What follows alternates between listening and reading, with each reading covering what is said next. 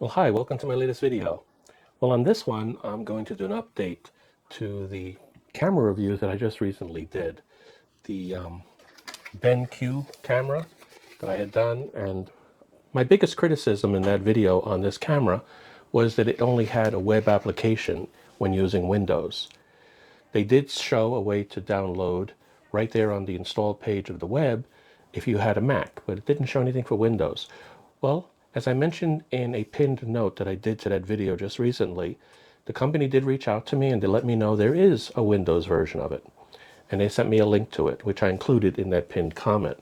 So in this video, I'm going to download that software and I'm going to test it out. If everything works as well as it should using the remote control for the camera, and it looks like it's about the same quality, then I owe them an apology. And I'll post this video to say that. So let's go ahead and test it and see what happens. Okay, I've gone to the link that they provided to go to the software that I have at the bottom of the previous video. And looking here, we have the software. I will download it, see what we get.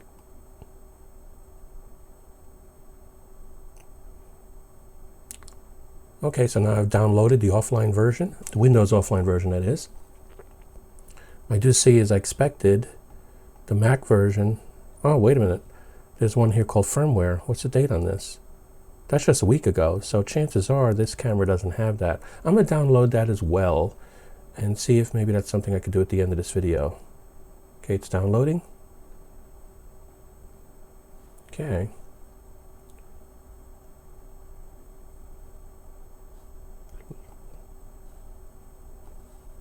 Okay, looking at the files.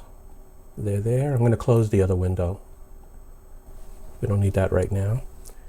Okay, the first thing I'm going to do is, looks like it's a 7-zip file. So I'm going to unzip it with 7-zip that I have on this computer. I'm going to extract to here, so it'll go in the same directory. There it is. I'll go ahead and extract the upgrade tool too for the firmware, as long as I'm in here. Okay, they're both extracted. So what I'll do is I'll run the installer for the Windows version, the second one here. Let me run that, version 1.0.0.6. It's asking for my administrator.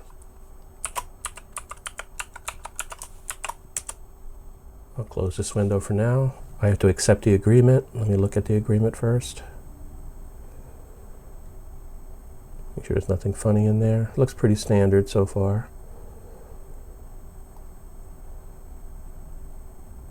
Okay, I will accept that. Install.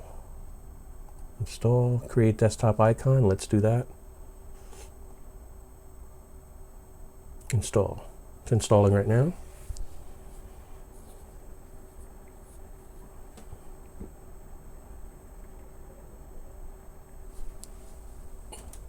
Oh, it needs C++ extensions. I will.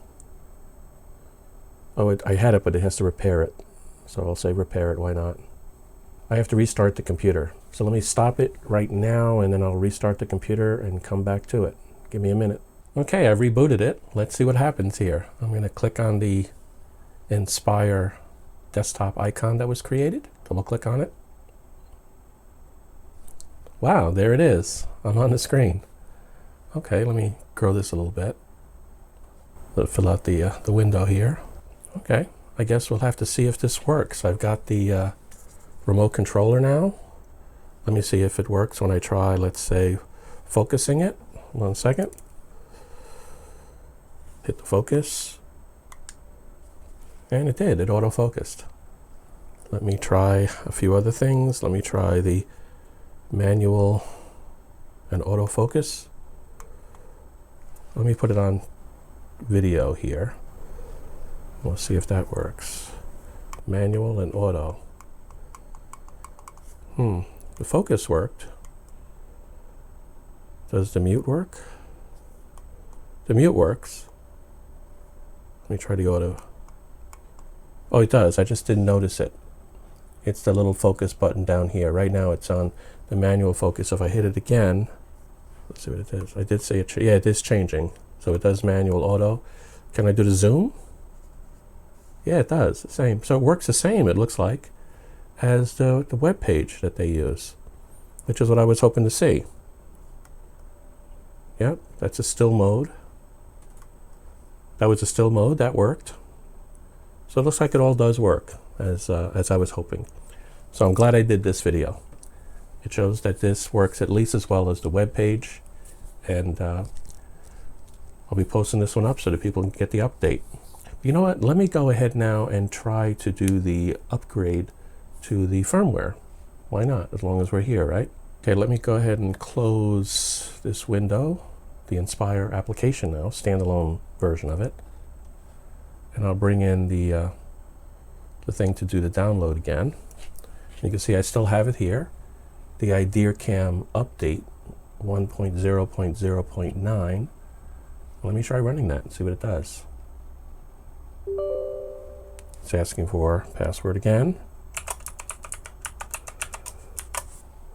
Well, it looks like it's going to install something here. Let me put this away for now again.